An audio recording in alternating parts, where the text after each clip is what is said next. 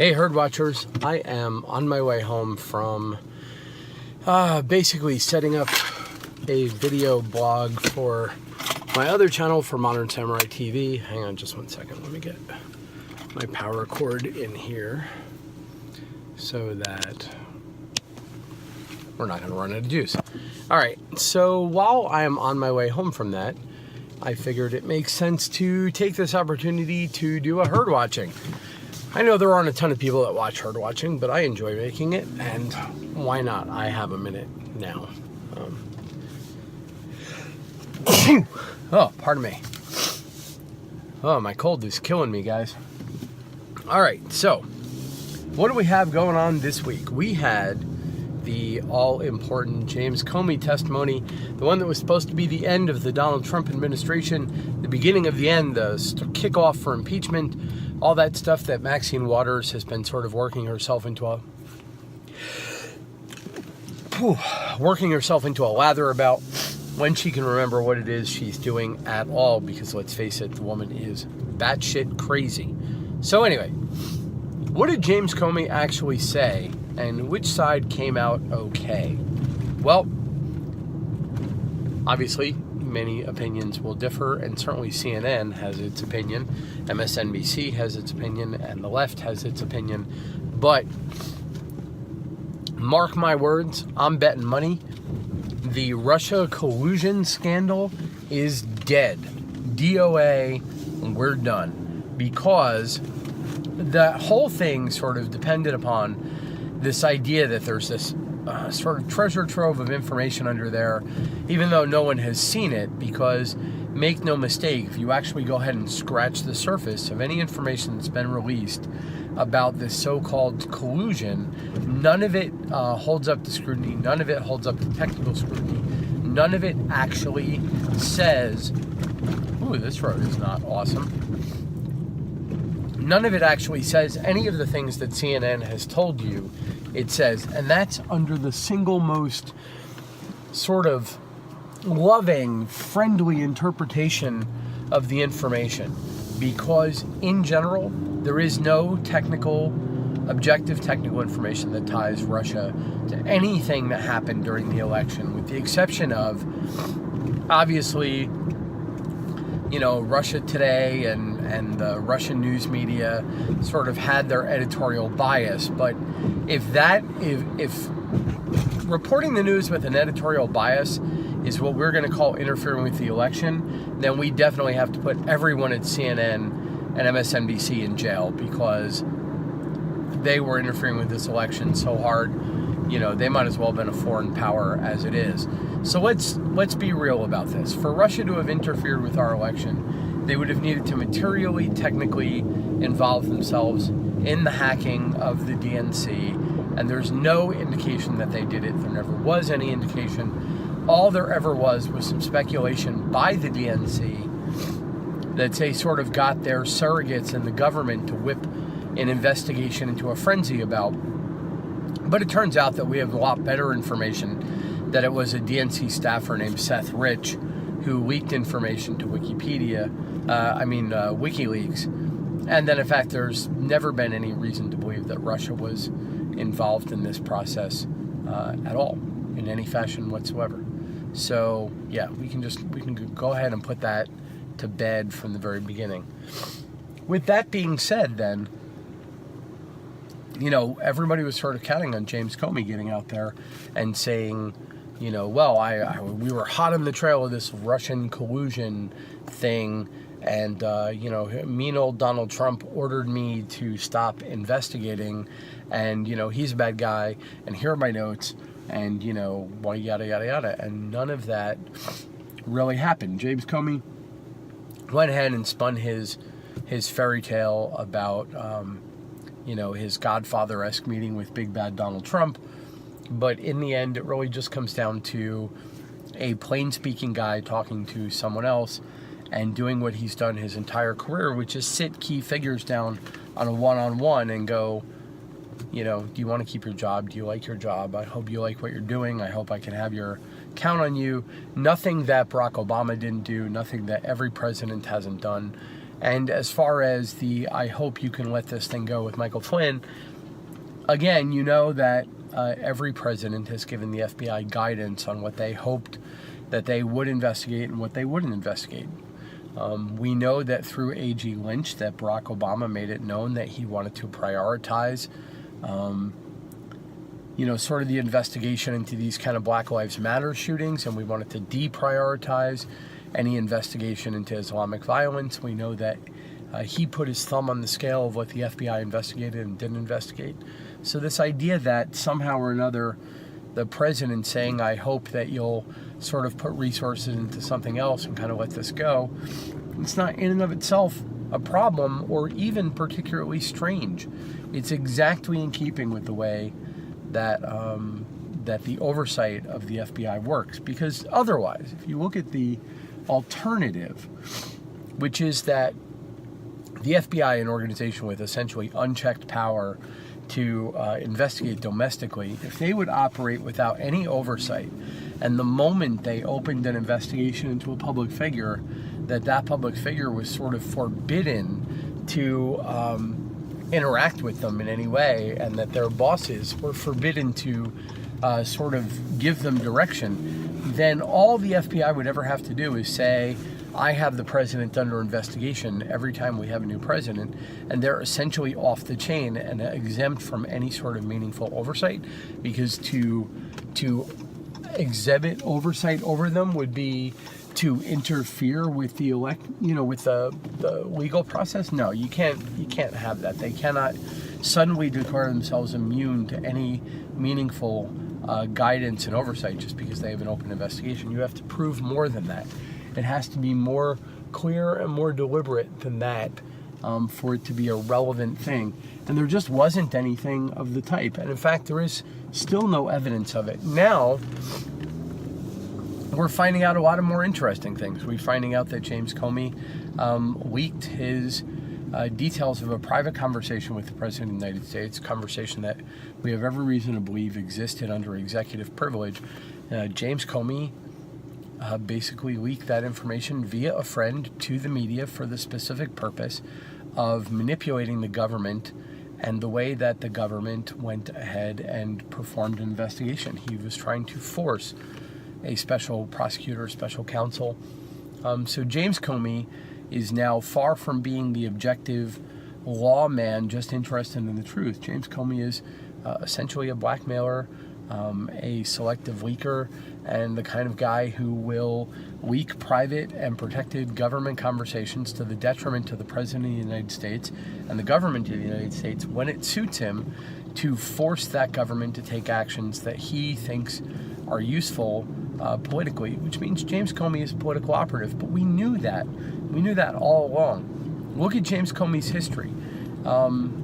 Here's the guy who failed to do anything meaningful with Hillary Clinton during the Whitewater investigation, where she was dead to rights guilty. He failed to be useful in the investigation of the Clinton email scandal, and in fact laid out an incredibly compelling case for the fact that Hillary Clinton was guilty of multiple felonies, and then in the end went, well, but we don't have intent. I don't really believe she meant to do anything bad, but we can't know what she meant to do. So even though she clearly violated the law, even though she clearly violated laws that are statutes that don't actually require intent to be prosecutable, I'm not going to prosecute Hillary Clinton. I'm going to judge her in the most reasonable possible way. And then under pressure from A.G. Lynch, I'm going to go ahead and sort of call the investigation what the AG wants to call it. We're going to sort of bow to Barack Obama's political sensibilities, and I don't find that to be, worth really making a big deal about, but somehow or another it's a big deal when it's Donald Trump. Look, James Comey is a political animal. He always has been a political animal, and that sort of Republican fantasy for a little while that he was going to be the guy that brought down Hillary Clinton was never going to pan out.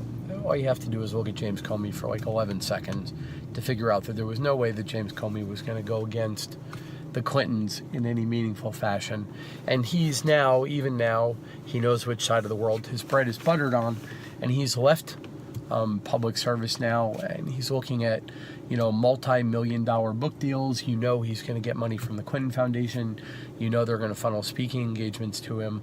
Look for him to go on staff with Obama's Organizing for America or the Hillary Clinton organization. James Comey's going to be just fine. But in sort of insinuating himself back into the political process, James Comey has stuck his hand into a buzzsaw that he has no idea what to do with now, because a conventional politician would have taken their win on this particular testimony and let it go. But Donald Trump isn't going to do that. You're looking at, I believe we are going to see a full-scale investigation into James Comey and what he leaked and when, his staff, and we are going to find out whether James Comey has been leaking information from inside the FBI for the entirety of this election cycle. And if, in fact, James Comey has been manipulating the electoral process on behalf of Hillary Clinton and Barack Obama and A.G. Lynch, while Barack Obama may be basically untouchable and Hillary Clinton may be untouchable, James Comey is absolutely not that big a fish. And I think he's got real trouble. I also think A.G. Lynch, now that she's been brought back into the spotlight, has real trouble. These guys, they tried to politically assassinate Donald Trump. That's what this was. The idea of this was to destroy his presidency, drive to impeachment. This was, guerrilla fighting on a level that U.S. politics has never before seen, because this is the Democratic Party and the globalist left fighting for their lives. They came so close to owning this society and owning it for a generation. And I've been saying this for more than a year now. And they just got exposed early. They jumped the gun just a little bit early. And if they give Donald Trump 4 years and we get the economy back on our feet and he rolls back a bunch of these regulations and we raise a set of entrepreneurs and capitalists, and then 3 years down the line we see the sort of growing destruction of what globalism and unchecked collectivism is doing to the EU, you're not going to be able to jam it down the throat of the American people in 4 years. It's going to be a fight. And if we can hold on for 8 years, it's dead in the water. And their only hope in salvaging what they've been working on for decades right now is to terminate this presidency in the shortest possible terms and get back on track, get us, ultimately what they want us to do is join the EU. That's the goal. It's the goal of the Clintons, it's the goal of the Obamas, it's the goal of the Trudeaus, it's the goal of the Marcones. These people are looking to build a world government, because when you have a world government, the further removed government is from the people, the further removed the government is from the oversight of the people, and then that sort of perpetual elite political class essentially winds up with unchecked power. And if you think it's only the capitalist business people that you have to worry about, you've been looking in the wrong place. They only want to make money from you. And the only way they can make money from you is by providing you with something that you want. The political elite, they don't even have to keep you that happy.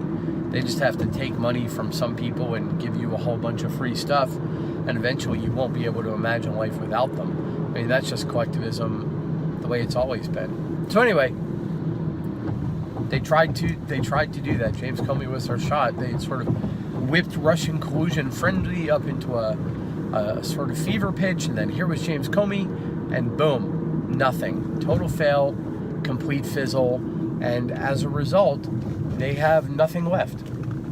They have nothing they can work with. Yeah, we're going to be seeing the death throes of this. They're going to try and revive, they'll investigate Jared Kushner, they'll try and scream whatever, there'll be more leaks, they're going to try and, see what they can make happen, but this was their real shot. This was their, chance where the deep state had sort of brought all of its guns to bear, and they missed him. And now, Trump is out for blood. Any hope they might have had of a bipartisan solution is dead, and you're looking at a man who is now, you've now taught him that he can't trust anyone. He had a learning curve. and you had your opportunity, and now you've exposed yourself. And I think we're looking at Donald Trump getting ready to expose a number of leakers, and I think a lot of people are low-level people, but a fair number of people are going to go to jail. We're already starting to see leakers go to jail. We're starting to see leakers get fired. Meanwhile, out in the larger society, you're seeing less and less tolerance for the sort of rampant far-left extremism, cultural extremism that's been flying up until now. And as the left sort of flails around trying to figure out how to make that work, they just look more and more ridiculous. CNN gets caught staging a, Muslims for Peace rally in England, and now we have sort of LGBT organizations in the U.S. marching in support of Sharia law. Follow along on this for a moment. LGBT pride organizations are acting as cannon fodder to defend Sharia law, a legal, a set of rules and laws that even now is being used to justify throwing homosexuals from buildings as the law of the land in Muslim and Islamic countries in the Middle East. And this is the legal system that this past weekend we had a bunch of people in rainbow shirts marching to support Sharia. It's the most ridiculous thing you've ever seen in your life, but it makes perfect sense to them because they never pay any attention to the logic of what they're doing. What's important to them is that, if the Republicans are anti-Sharia, then they must be pro-Sharia, because anything the Republicans think is bad must be good. So you have, again, this idiocy of a bunch of homosexuals and homosexuality groups out there protesting in support of the very rules and regulation system that results in homosexuals getting the death penalty everywhere it's implemented. It's ridiculous. But here's the thing. It's visually ridiculous. In other words, it's visibly ridiculous.